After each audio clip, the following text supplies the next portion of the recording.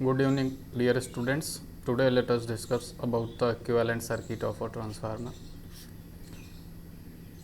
Equivalent circuit क्या होता है ट्रांसफार्मर का, इसके बारे में बात करेंगे और उसको कैसे बनाते हैं, how to draw equivalent circuit. This is the actual circuit. ये ट्रांसफार्मर का एक्चुअल सर्किट है. ज़रूरत क्या है इक्विवेलेंट सर्किट की, what is the need of equivalent circuit. Actually transformer जो है ये this is a part of larger power system. ये बड़े से पावर सिस्टम का एक भाग है. तो पावर सिस्टम की मॉडलिंग, उसकी परफॉर्मेंस, उसकी एनालिसिस के लिए आवश्यक होता है कि इसके पैरामीटर्स की जानकारी हो. तो कई बार इसका जो इम्पीडेंस है, टोटल इम्पीडेंस, वो ज़रूरी होता है जानना पावर सिस्टम के पॉइंट ऑफ व्यू से, पूरे power system as a whole उसके पॉइंट ऑफ व्यू से. कई बार हमको टोटल रेजिस्टेंस ट्रांसफार्मर का पता करना होता है. जैसे इस यहाँ पे ये रेजिस्टेंस R1 प्राइमरी का, सेकेंडरी का R2 अगर हमको पता करना है तो R1 को पता करेंगे पहले सेपरेटली, फिर R2 को पता करेंगे separately. So it takes more time and more effort. Similarly अगर X1 X2 रिएक्टेंस पता करना है टोटल ट्रांसफार्मर का, so we have to find X1 separately and X2 separately. तो इसमें टाइम लगेगा काफ़ी and it is quite difficult process. तो क्या करते हैं कि हम ट्रांसफार्मर का इक्विवेलेंट सर्किट बनाते हैं, जिससे कि ट्रांसफार्मर का परफॉर्मेंस, उसकी एनालिसिस, उसका मॉडलिंग करना बहुत आसान हो जाता है, कैलकुलेशंस बहुत आसान हो जाते हैं. तो ट्रांसफार्मर को इक्विवेलेंट सर्किट करने का दो तरीका है. एक तो है रिफर्ड टू प्राइमरी. इसमें क्या करते हैं, सेकेंडरी की सभी राशियों को प्राइमरी की तरफ शिफ्ट कर देते हैं. Then transformer becomes one circuit, RL circuit. It is very simple circuit. अभी क्या है ट्रांसफार्मर, अभी आप कैलकुलेट करना चाहेंगे तो you have to calculate primary separately and secondary separately. दोनों को अलग अलग एनालाइज करना पड़ेगा, सॉल्व करना पड़ेगा, फाइंड आउट करना पड़ेगा सेपरेट. बट अगर रिफ़र कर देंगे वन साइड में आइदर टुवर्ड्स प्राइमरी और secondary, then you can solve this circuit so easily because this transformer this part is eliminated. इसको शिफ्ट कर देंगे तो ये भाग एलिमिनेट हो जाएगा. This part is removed from the circuit, then this becomes a simple RL circuit.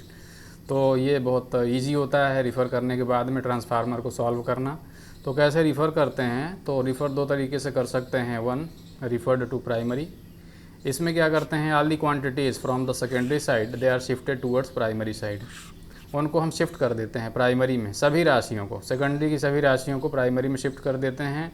कुछ भी नहीं बचता है यहाँ, केवल ये बचता है. और ये इसका जो काम है, फंक्शन, उसको हम ऑलरेडी इसमें कंसीडर कर चुके होते हैं. तो whatever this transformer is doing, we already have taken into account in all these quantities through referring. Refer कर देते हैं प्राइमरी में. कैसे कैसे करते हैं रिफ़र, देखिए. सेकेंडरी की कोई भी राशि होगी, चाहे करंट हो, चाहे रेजिस्टेंस हो, चाहे रिएक्टेंस हो, चाहे वोल्टेज हो, चाहे जो इम्पीडेंस हो, उनका प्राइमरी के साथ में कुछ रिलेशन होता है. और ये रिलेशन आपको मालूम है. हमने बताया था N2/N1 को कहते हैं कि it is a constant. Her transformer के लिए एक नियतांक होता है. अलग अलग ट्रांसफार्मर के लिए इसका मान अलग अलग हो सकता है. It changes for different transformer, but for any transformer this is a constant. अब ये रेशियो जो है, इसको टर्न रेशियो कांस्टेंट कहते हैं. अब इसके साथ में क्या है कि वोल्टेज का रिलेशन होता है, V2/V1, E2/E1, I1/I2, they are के. यहाँ हम के शब्द जो यूज़ करेंगे, के लेटर, दिस के means N2/N1. Kindly remember, because k is likely to come so frequently, so you should know what is the meaning of k. It is N2/N1. तो सेकेंडरी की कोई राशि जब प्राइमरी में आएगी तो इस रेशियो के साथ में वो उसका वैल्यू चेंज हो जाएगा. इसी प्रकार से हमने बताया था इम्पीडेंस का भी रेशियो होता है, Z2/Z1, X2/X1, R2/R1. के नहीं होता है, इट इज़ K². तो ये शिफ्ट करेंगे प्राइमरी की साइड में, तो ये अपने रेशियो के साथ जो भी होगा वो चेंज होकर के तब शिफ्ट होंगे. फॉर एग्ज़ाम्पल, यहाँ पे अगर कोई राशि है तो वो इधर आएगी तो वो अपने टर्न रेशियो के हिसाब से चेंज होके तब आएगी. अभी देखिए सेकेंडरी की राशियाँ क्या हैं. अभी सेकेंडरी की राशियाँ देखिए, इनको शिफ्ट करना है प्राइमरी में. इधर we have to shift this towards primary side. ये क्या है, this is the induced EMF in the secondary winding E2. इसमें करंट है I2. R2 है वाइंडिंग का रेजिस्टेंस, सेकेंडरी वाइंडिंग का रेजिस्टेंस है. I2 क्या है, सेकेंडरी वाइंडिंग की करंट है, दिस इज़ I2. X2 क्या है, सेकेंडरी वाइंडिंग का लीकेज रिएक्टेंस या रिएक्टेंस जो भी. ये जो है Z2 क्या है, इम्पीडेंस है सेकेंडरी वाइंडिंग का, R2 और X2 का रिजल्टेंट। ये V2 क्या है, लोड के टर्मिनल पे वोल्टेज है। सब शिफ्ट करेंगे। ये क्या है, लोड है, दिस इज लोड। ये क्या है, ZL, लोड की प्रतिबाधा है। सभी को हम शिफ्ट करेंगे प्राइमरी साइड में, then they shift according to their turn ratio. जैसे कि E2 को अगर प्राइमरी साइड में हम शिफ्ट करेंगे तो वो अपने टर्न रेशियो के साथ में शिफ्ट होगा। जैसे फॉर एग्ज़ाम्पल आपको मालूम है कि E2 upon E1 equal to हमने बताया है कि K होता है। तो सेकेंडरी साइड में अगर कोई राशि E2 है, प्राइमरी साइड में उसको हम कंसीडर करेंगे तो उसको हम कहेंगे E2 डैश। इसका करस्पॉन्डिंग E2 का करस्पॉन्डिंग प्राइमरी साइड में कितना होगा, वैल्यू इसका E1, वो कितना होगा, वो होगा E2 upon K, E2 upon K, E1 का मान। इस E1 को हम E1 ना कह के यहाँ पे कहेंगे E2 डैश। E2 डैश मतलब induced EMF referred to primary side. तो ये इसका मान कितना हो जाएगा, E2 अपान K हो जाएगा, E2 डैश का मान। E2 dash equal to E2 upon K, और E2 अपान K कितना होता है आपको मालूम है, E2 अपान K यहाँ से अब देखिए तो E2 upon K equal to E1 होता है, E1। तो E1 और E2 upon K they are same. E1 मतलब E2 upon K, they are equal. ये EMF शिफ्ट हो गया प्राइमरी साइड में, हमने शिफ्ट कर दिया टर्न रेशियो के अकॉर्डिंग, ये इधर आ गया, शिफ्ट हो गया ना। वो I2 को शिफ्ट कर दीजिए। I2 शिफ्ट होगी तो कैसे, इस रिलेशन के साथ में शिफ्ट होगी I2। तो I1 upon I2 equal to K होता है। तो I1 इक्वल टू कितना होगा, KI2 होगा। यहाँ पे इसको I1 ना कहेंगे, इसको कहेंगे I2 डैश। मतलब सेकेंडरी में I2 करंट है तो उसके करस्पॉन्डिंग प्राइमरी में कितनी करंट होगी, KI2, उसको हम कहेंगे I2 डैश। तो उसको भी हमने देखिए शिफ्ट कर दिया यहाँ पे, we have shifted this current also. अब इस रजिस्टेंस R2 को शिफ्ट करना है इस रेशियो से, R2 upon R1 equal to K square. So R1 equal to R2 upon K square, R2 upon K square. ये R1 मतलब अगर सेकेंडरी वाइंडिंग में कोई रेजिस्टेंस R2 है तो प्राइमरी वाइंडिंग में R2 अपान K स्क्वायर लगा दें तो उसका वही इफेक्ट होगा, इसका मतलब ये है। सो ये R1 मतलब R2 डैश, R2 डैश का मतलब resistance, secondary winding resistance referred to primary, secondary winding resistance referred to primary, that is R2 dash. हमने कितना बताया, R2 अपान K स्क्वायर। ये शिफ्ट हो गया।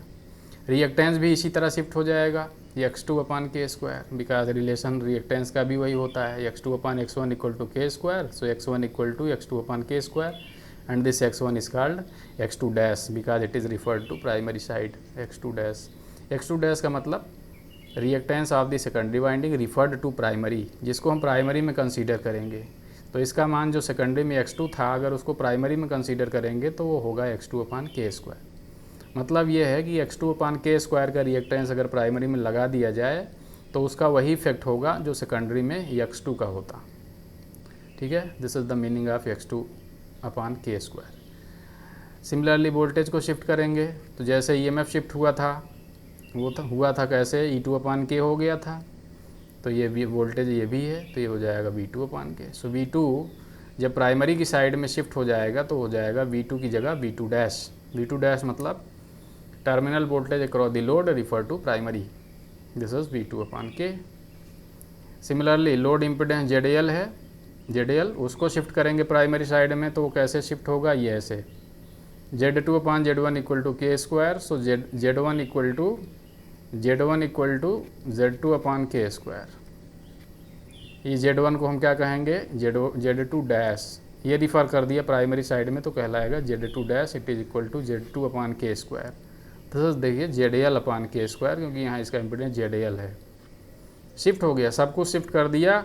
अब सेकेंडरी में क्या बचा, nothing, there is nothing in the secondary because we have taken all these quantities towards primary side, we have accounted all these quantities towards primary side, so there is nothing in the secondary, so this all these things are shifted towards primary। सब कुछ shift कर दिया primary में। देखिए अब circuit क्या बन जाएगा, इसको प्राइमरी में शिफ्ट कर दिया तो इसको यहाँ जोड़ दीजिए, E2 डैश, देखिए E2 डैश यहाँ आ गया, इसका मान कितना है, इस E2 डैश का मान, E2 डैश का मान है E2 अपान के, और इसका मान किसके बराबर होगा, E1 के।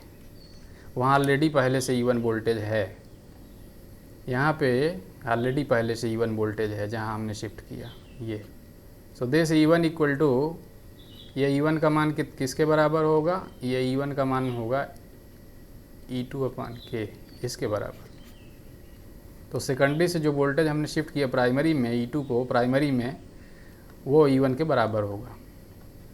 EMF शिफ्ट हो गया, करंट शिफ्ट कर दिया हमने। देखिए करंट कितना हो गई थी प्राइमरी में जाने पर, KI2, ये KI2, this is I2 dash. I2 dash का मान कितना होगा, KI2। R2 डैश हमने शिफ्ट किया, कितना हो गया था वो सेकेंडरी साइड का R2 जो था, प्राइमरी में आने पे कितना हो गया था, R2 dash, R2 upon K square.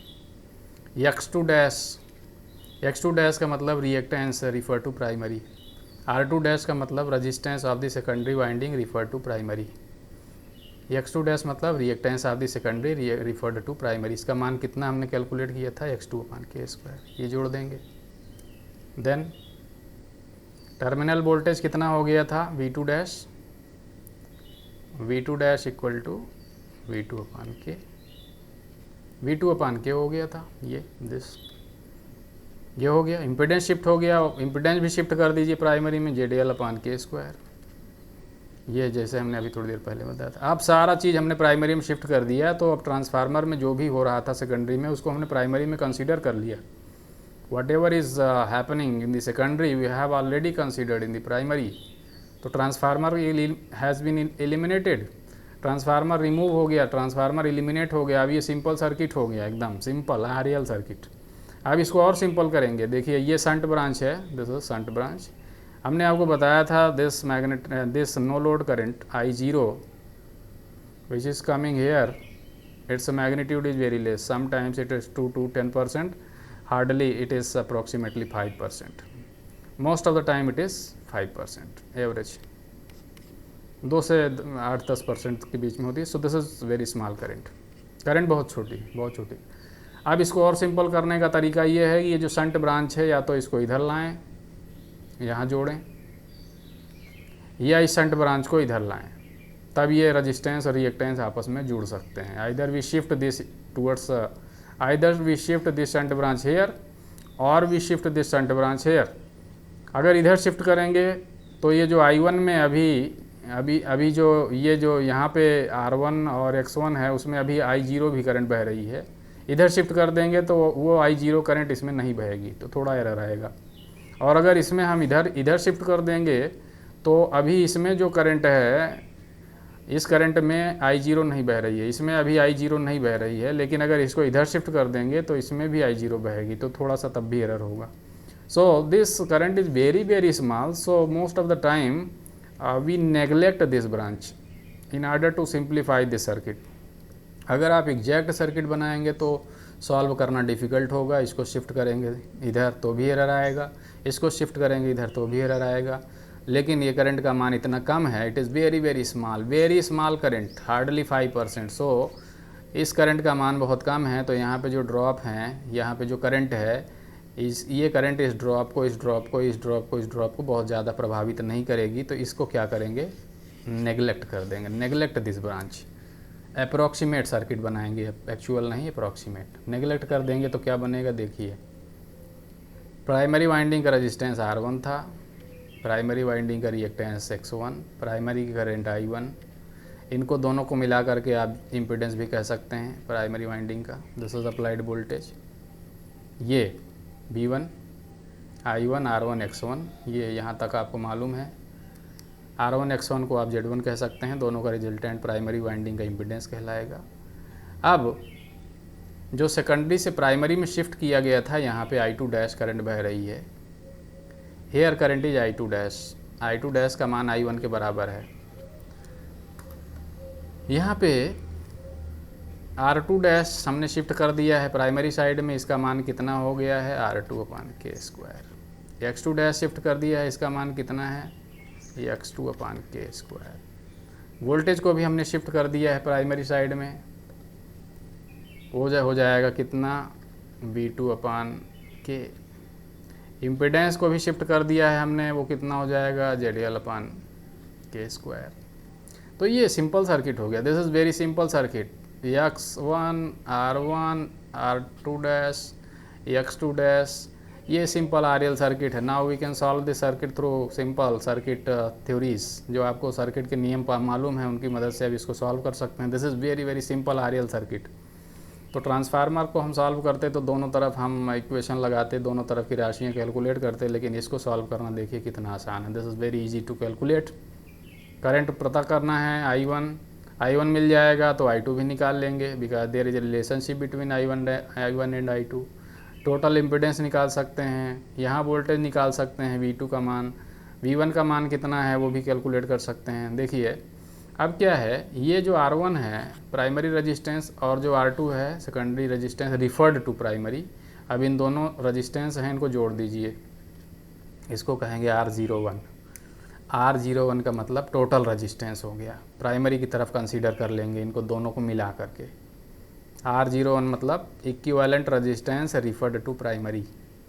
इसका मान कितना होगा, ये रेजिस्टेंस R1 प्लस ये रेजिस्टेंस R2 डैश का मान हमने कितना निकाला था, R2 अपान K²। तो ये दोनों जोड़ दीजिए, तो ये हो गया टोटल रेजिस्टेंस।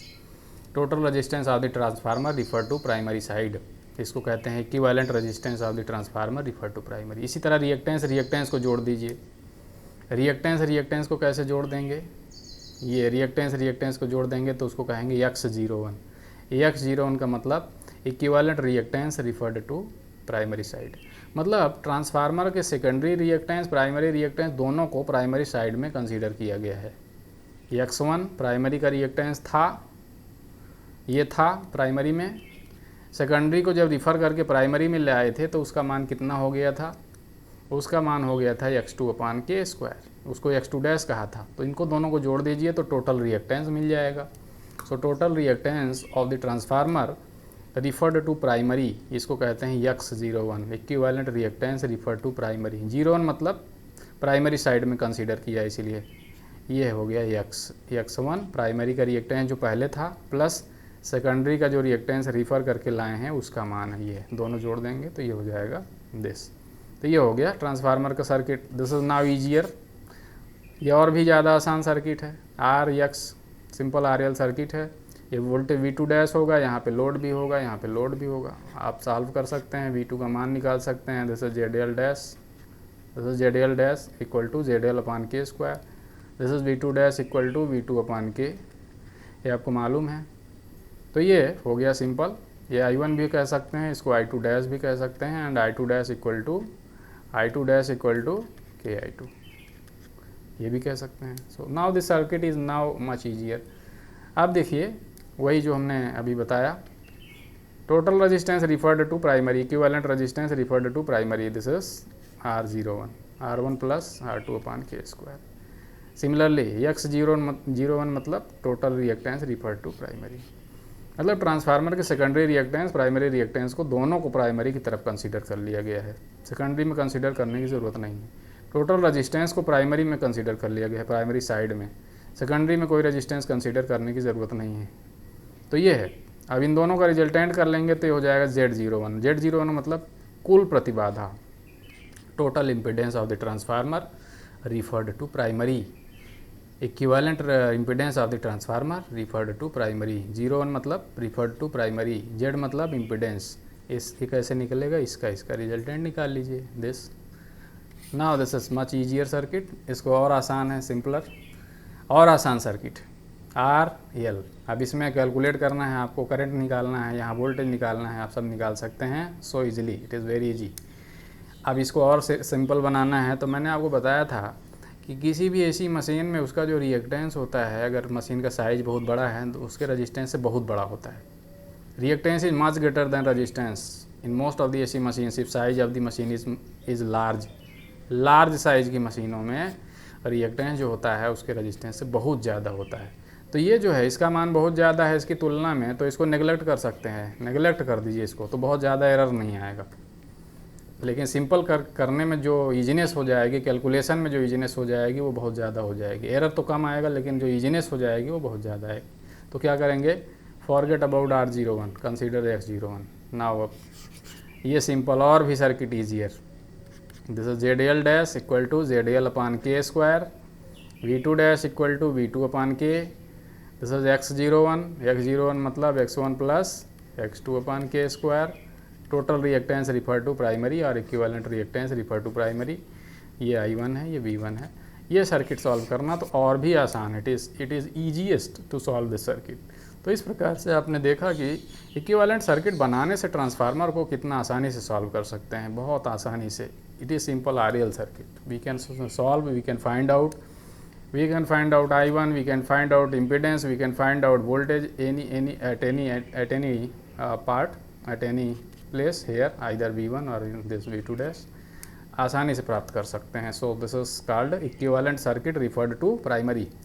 अब दूसरा है कि हम सेकेंडरी में रिफ़र कर सकते हैं। सेकेंडरी में ऐसा ज़रूरी नहीं सब प्राइमरी में रिफ़र करें, हो सकता है आप सेकेंडरी में रिफ़र कर सकते हैं। So referred to secondary side, secondary side में रिफ़र करेंगे। नाउ रिफ़र टू सेकेंडरी में रिफ़र करिए, सभी राशियों को सेकेंडरी में शिफ्ट कर दीजिए उसी रूल से। मैंने अभी बताया था कि ये जो शंट ब्रांच है इसमें करंट का मान जो है this I0 is very small. So इसको आप नेगलेक्ट कर देंगे तो सर्किट में बहुत ज़्यादा एरर नहीं आएगा, लेकिन जो इसको सॉल्व करने में सुविधा होगी वो बहुत ज़्यादा होगी। It is much easier to solve this circuit if you neglect this part.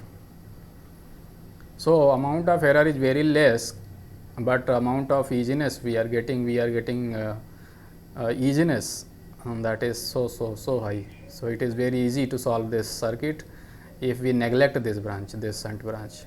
तो neglect कर दीजिए इसको, बाकी सबको शिफ्ट करिए। कैसे शिफ्ट करेंगे, इस बार क्या कहेंगे, equivalent circuit referred to secondary. तो अभी देखिए प्राइमरी में इसको नेगलेक्ट कर देंगे तो क्या क्या है प्राइमरी पे जो सेकेंडरी में जाएगा। एक तो E1 जाएगा सेकेंडरी साइड में, दूसरा R1 जाएगा, रजिस्टेंस ये 10 रजिस्टेंस ये जाएगा, रिएक्टेंस जाएगा X1, I1 की करंट जाएगी, क्या जाएगा, I1 की करंट भी जाएगी और V1 भी जाएगा। तो इनको सबको ले चलिए शिफ्ट करके ट्रांसफार्मर के रूल से। I1 को शिफ्ट करिए, V1 को शिफ्ट करिए अकॉर्डिंग टू ट्रांसफार्मर एक्शन। मतलब ट्रांसफार्मर जो कार्य करता है वो कार्य हम खुद कर ले रहे हैं। So whatever transformer is doing with these quantities we are already taking this things into account, we are already considering these things transformer action. इनको सबको इधर शिफ्ट कर देंगे तो इधर क्या बचेगा, इधर ये बचेगा और ये एलिमिनेट हो जाएगा सर्किट से। This is eliminated. सबको हम शिफ्ट कर लेंगे, सबको शिफ्ट कर लेंगे इधर, तो इधर ये रिमूव हो जाएगा सर्किट से। Then this circuit becomes simple RL circuit. तो कैसे शिफ्ट होगा देखिए, उसी प्रकार से E1 जो है प्राइमरी में वोल्टेज है, जब सेकेंडरी में जाएगा तो कितना हो जाएगा, देखिए इस नियम से E2 upon E1 equal to K होता है। तो E2 इक्वल टू कितना होगा, KE1। प्राइमरी में वोल्टेज अगर E1 है तो सेकेंडरी में वही वोल्टेज कितना होगा, KE1। ट्रांसफार्मर क्या करता है, उस वोल्टेज को KE1 कर देता। तो इसको हम E2 ना कह के E2 डैश कहेंगे, क्योंकि ये तो CMF is referred to secondary side. ये हो गया KE1, ये वोल्टेज शिफ्ट कर दिया, वोल्टेज को शिफ्ट कर दिया, KE1 हो गया। इसका मान कितना है, दिस इज KE1। ये मान कितना है, वहाँ पे वोल्टेज पहले से कितना था, E2 था, ये E2 के बराबर होगा। आप देख लीजिए, इस रिलेशनशिप से भी देख लीजिए, E2 इक्वल टू KE1। तो ये KE1 और E2 बराबर है। अब चलिए ये रजिस्टेंस शिफ्ट करिए। कैसे शिफ्ट होगा resistance, R2 upon R1 equal to K square, तो R2 equal to K square R1, ये हो जाएगा। तो ये जो रजिस्टेंस प्राइमरी में R1 था, अगर K स्क्वायर R1 रजिस्टेंस लगा दे सेकेंडरी में तो उसका वही प्रभाव होगा जो प्राइमरी में R1 लगाने का हो। तो इसको R2 को जब शिफ्ट, R1 को जब शिफ्ट कर देंगे सेकेंडरी साइड में तो इसको कहेंगे, इसको क्या कहेंगे, इसको कहेंगे R1 डैश, इसको कहेंगे R1 dash. This is called R1 dash, this is not R2, ये कहेंगे R1 डैश। R1 को रिफ़र कर दिया सेकेंडरी साइड में, तो ये हो गया R1 डैश। तो R1 डैश का मान कितना होगा, K स्क्वायर R1, ये हमने अभी कैलकुलेट किया K square R। Similarly reactance का रूल देखिए, x2 upon x1 equal to K square, so x2 equal to K square x1। इस x2 को क्या कहेंगे यहाँ पे, x1 डैश। x1 डैश का मतलब reactance of the primary winding refer to secondary, ये हो गया K square x1, K square x1। ये भी शिफ्ट हो गया, रजिस्टेंस भी शिफ्ट हो गया, रिएक्टेंस भी शिफ्ट हो गया। अब क्या बचा, करंट। प्राइमरी में जो करंट I1 थी उसको इस रूल से शिफ्ट करिए, I1 upon I2 equal to K, so I2 equal to I1 upon I2 equal to K, so I2 equal to I1 upon K। इसको I2 नहीं कहेंगे, यहाँ कहेंगे I1 dash, I1 upon K। तो current जो है वो हो गई I1 डैश। I1 डैश मतलब primary current refer to secondary, उसका मान कितना होगा, I2 अपान K। ये भी शिफ्ट हो गया। अब वोल्टेज शिफ्ट करिए V1। V1 को कैसे शिफ्ट करेंगे, इस रूल से, V2 upon V1 equal to K, so V2 equal to K V1। और ये V2 यहाँ पे क्या कहलाएगा, जब सेकेंडरी से प्राइमरी में आ जाए, जब प्राइमरी से सेकेंडरी की तरफ चला जाएगा तो इसको V2 ना कह के V1 डैश कहेंगे, V1 dash equal to K V1। ये भी शिफ्ट हो गया, this is K V1, this is K V1। So now we have shifted all the quantities from primary to secondary side। ये सब शिफ्ट कर दिया है। तो अब क्या करेंगे, अब इनका जो है रजिस्टेंस को जोड़ देंगे, because they are similar quantities. Reactance को जोड़ देंगे, because they are similar quantities. तो कैसे जोड़ देंगे, देखिए ऐसे, ये शिफ्ट किया हमने, सेकेंडरी में लोड था, उसका इम्पीडेंस ZL था। क्योंकि हम सेकेंडरी में प्राइमरी की राशियों को शिफ्ट कर रहे हैं तो सेकेंडरी की राशियाँ चेंज नहीं होंगी। चेंज कौन होगा, प्राइमरी की, क्योंकि उनको हम ले जा रहे हैं सेकेंडरी साइड में। Reactance X2, resistance R2। E1 को जब प्राइमरी साइड से सेकेंडरी में ले गए थे तो E2 हुआ था, और इसका मान कितना हुआ था, E1 का मान कितना हुआ था, अभी थोड़ी देर पहले हमने निकाला था K E1। E1 जब जाएगा E2 साइड में तो वो हो जाएगा K E1। So this is nothing, this is equal to K E1। तो K E1, E2 और E1 डैश सब एक ही हैं, दे आर इक्वल, K E1। यहाँ पे वोल्टेज, रिएक्टेंस सेकेंडरी साइड में आने पे वो हो गया था K स्क्वायर X1। प्राइमरी में था X1 और उसको सेकेंडरी में शिफ्ट कर दिया तो वो हो गया K स्क्वायर X1। तो उसको यहाँ कहा जाएगा X1 डैश। X1 डैश का मतलब reactance of the primary winding referred to secondary, this is called X1 dash. Similarly जो प्राइमरी में रेजिस्टेंस R1 था वो सेकेंडरी में आया तो कितना हो गया, K square R1। R1 dash मतलब resistance of the primary winding referred to secondary में कंसीडर करेंगे तो इसका मान हो जाएगा K square. Similarly current, primary में जो करंट थी I1, सेकेंडरी में रिफ़र करेंगे तो कितनी हो जाएगी, I1 अपान K। तो ये सारी राशियाँ हमने शिफ्ट कर दिया। प्राइमरी में वोल्टेज जो था V1 सेकेंडरी में आ जाएगा तो K V1, उसको V1 डैश कहेंगे। V1 डैश मतलब primary voltage refer to secondary, I1 dash मतलब primary current refer to secondary. तो ये हो गया, this is very simple circuit, RL circuit है, इसमें ट्रांसफार्मर कहीं नहीं है। We have eliminated the transformer. Eliminate कैसे कर दिया, whatever transformer is doing we have already considered those things, we have already taken into account those things. हमने उन सब चीज़ों को पहले ही ले लिया है। अब क्या करेंगे, रजिस्टेंस जोड़ देंगे, रिएक्टेंस जोड़ देंगे। देखिए सर्किट और इजी हो जाएगा। This is called R02। R02 का मतलब क्या है, R02 का मतलब है total resistance of the transformer referred to secondary side, equivalent resistance of the transformer referred to secondary. 02 मतलब रिफर्ड टू सेकेंडरी। ये कितना हो जाएगा, सेकेंडरी में R2 पहले ही था और प्राइमरी से आप शिफ्ट करके सेकेंडरी में ले गए, जो रेजिस्टेंस वो सेकेंडरी में जाने पे कितना हो गया है, K स्क्वायर R1 हो गया है।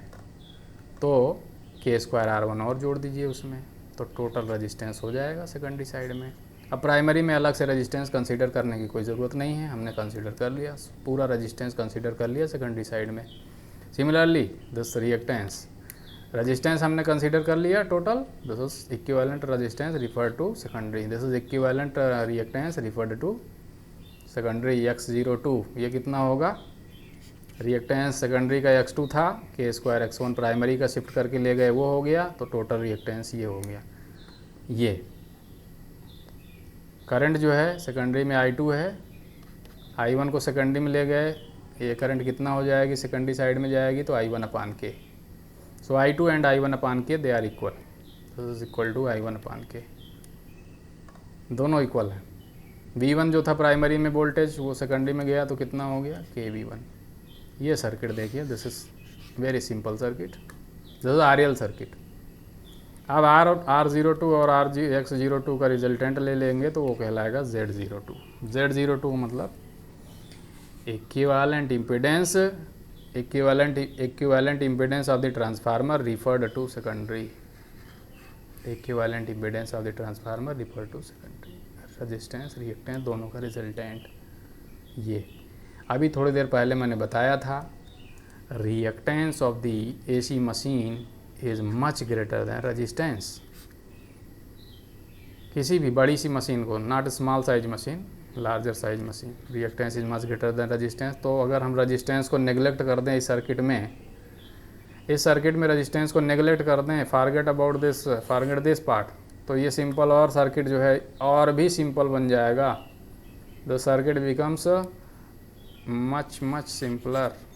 ये वोल्टेज दिया, करंट बह रही है, ये रिएक्टेंस है, ये हो गया ZL load impedance, this is V2। अब इसमें आप जो भी चाहें कैलकुलेट कर सकते हैं। It is so easy, it is so simple, you can solve the circuits with simple circuit theorems, circuit principles. अब ट्रांसफार्मर यहाँ कहीं नहीं है, अब उस ट्रांसफार्मर को सॉल्व करने की तुलना में इस सर्किट को सॉल्व करना कितना आसान है। This is approximate circuit, this is not exact circuit, but amount of error is less, so we can use this circuit for the calculation of total resistance, total reactance, total impedance, all these things we can find so easily. So equivalent circuit बनाने से transformer की analysis, उसका modelling, उसका performance और power system पर उसका जो प्रभाव है, उसका इम्पीडेंस कैलकुलेट करना, उसका परसेंटेज इम्पीडेंस कैलकुलेट करना, उसका रेजिस्टेंस टोटल कैलकुलेट करना, इधर प्राइमरी साइड और सेकेंडरी साइड, उसका टोटल रिएक्टेंस कैलकुलेट करना। It is very easy, we can solve this transformer so easily with the help of simple circuit theorems. This is called equivalent circuit of a transformer. Thank you for watching this video. Thank you so much. Thank you.